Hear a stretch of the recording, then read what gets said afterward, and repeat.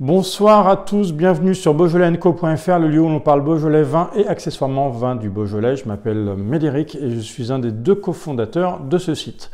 On se retrouve dans cette vidéo pour évoquer un vin de la Beaujolais Box du mois de janvier. Et aujourd'hui, ça sera un Beaujolais blanc.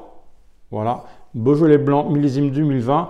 Domaine Château de l'Éclair, territoire des Pierres Dorées. Je ne sais pas trop si on voit bien sur la vidéo avec le reflet, désolé.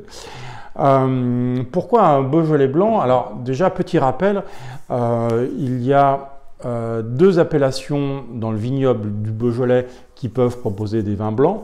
Donc l'appellation Beaujolais et l'appellation Beaujolais Village, qui peuvent proposer des vins blancs, rouges ou rosés.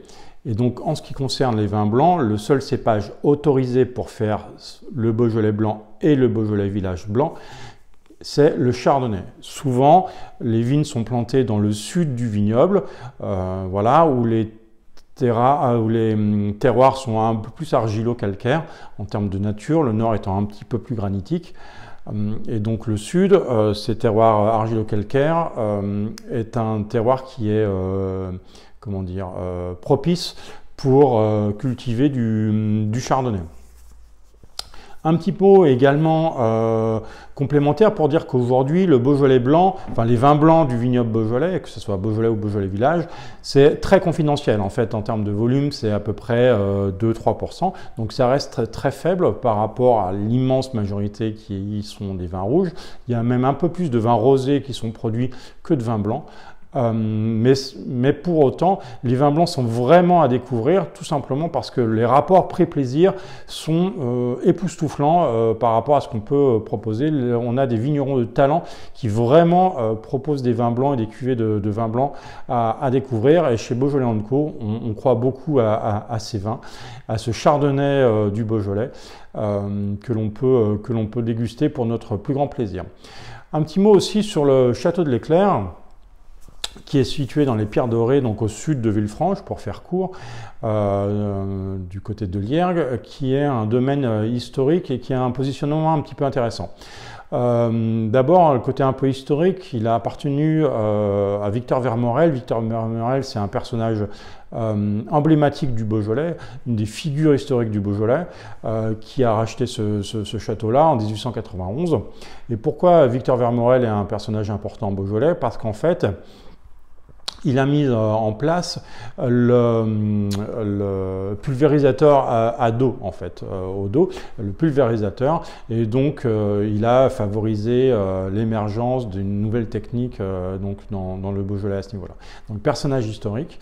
En même temps, actuellement, le Château de l'Éclair propose sur une vingtaine d'hectares un certain nombre de cuvées, que ce soit en blanc, en rouge, sur l'appellation Beaujolais, Beaujolais Village, Chéna également, mais ils proposent d'autres types de cépages, Gamaret par exemple, et ils ont une dimension en fait aussi de recherche, tout simplement en plantant d'autres cépages, d'autres modes culturels pour voir l'évolution des vignes, des raisins en fonction des changements climatiques entre autres. Et donc il y a une double intérêt au Château de l'Éclair, à la fois la production de vin comme n'importe quel domaine un petit peu traditionnel, mais aussi avec des ingénieurs qui travaillent au domaine, une approche un petit peu plus scientifique pour étudier l'impact environnemental et de pratiques culturelles sur le vignoble. Voilà, donc c'est intéressant. Aujourd'hui, donc je voulais, comme je le disais, mettre en avant de nouveau un Beaujolais blanc parce que ça nous semble chez Beaujolais & Co vraiment un avenir pour le Beaujolais. Donc pas trop froid, pas trop chaud, à bonne température, donc 11, 12, 13 degrés, voilà, c'est sympa pour un Beaujolais blanc. Ne pas hésiter à ouvrir le vin 1 heure aussi à l'avance, c'est une option qui est intéressante, qui va permettre vraiment au vin de s'exprimer davantage. Toujours des verres un petit peu larges, pas trop les remplir, pour pouvoir favoriser justement cette expression, notamment cette expression aromatique. Ici, on va avoir une expression aromatique qui se décline sur plusieurs axes, en fait. Un côté un petit peu agrume, frais, donc ça va être le côté un peu citronné, le côté pamplemousse blanc également qui va se manifester, le côté donc très frais et très piquant, un petit peu comme ça. Le côté un petit peu plus doux, la poire fraîche qui va être présent également. Un côté un petit peu plus onctueux, un petit peu plus chaud, des arômes un peu pâtissiers comme ça, qui vont être légèrement apparents. Et le côté un petit peu pâtissier ressort aussi du fait d'un élevage qu'on appelle un élevage sur lit, qui est le cas ici. Alors je vous rappelle, les lits, c'est en fait des coques de levure morte. Les levures, c'est ce qui permet de faire la fermentation, l'alcool, la création d'alcool. Et donc ces levures qui meurent, restent donc les coques de levure mortes et ce qu'on appelle donc des lits. Et ces lits, quand on les garde, en fait, vont apporter un peu plus de rondeur, un petit peu plus d'onctuosité au vin, un petit peu plus de crémeux. Et donc le fait de garder le vin sur ces lits ou avec ces lits et de remettre éventuellement ces lits un petit peu en suspension. Là, en l'occurrence, ça se fait en cuve inox, mais ça pourrait se faire dans des fûts en bois. Et ben, le fait de remettre un petit peu ces lits, de les brasser, de les garder, donne justement ce côté un petit peu plus rond, un petit peu plus onctueux au vin et des notes du coup un petit peu plus briochées, pâtissières, etc. Donc là, on a ça très légèrement qui est présent. En plus, donc, justement, du côté un peu poire fraîche et également agrumes tel que je l'évoquais juste avant.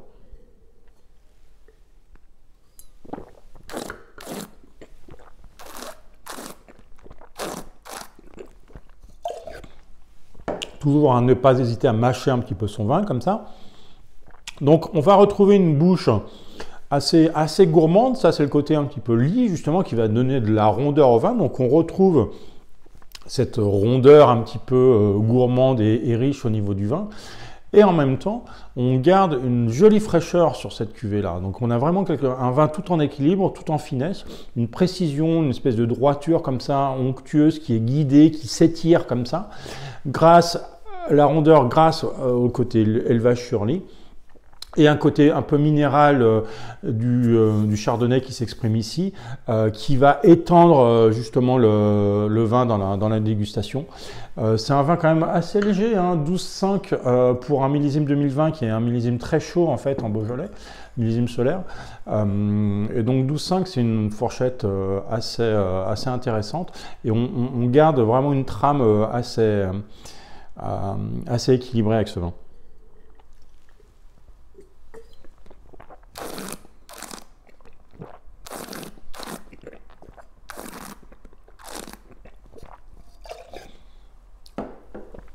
Et le côté minéral va encore plus se manifester sur la finale de son. En fait, vous allez avoir deux caractéristiques qui vont apparaître. Tout d'abord, des notes aromatiques qui sont un peu chicorées. Vous voyez, un peu chicoré, endive, comme ça. Qui va se manifester, et cette amertume, ce qu'on appelle de l'amertume de gastronomie, c'est une amertume noble, et cette amertume redonne un petit peu de fraîcheur au vin, c'est toujours intéressant à ce niveau-là. En même temps, et c'est une expression de ce qu'on appelle la minéralité. Une deuxième expression de minéralité, c'est le côté un peu légèrement salin qui se manifeste également. Et tout ça entraîne un côté un petit peu comme ça salivant, qui garde une bouche un petit peu en tension, des papilles toujours un petit peu en tension comme ça, et vraiment quelque chose de très très frais, très très épuré, et qui s'étire comme ça de tout son long.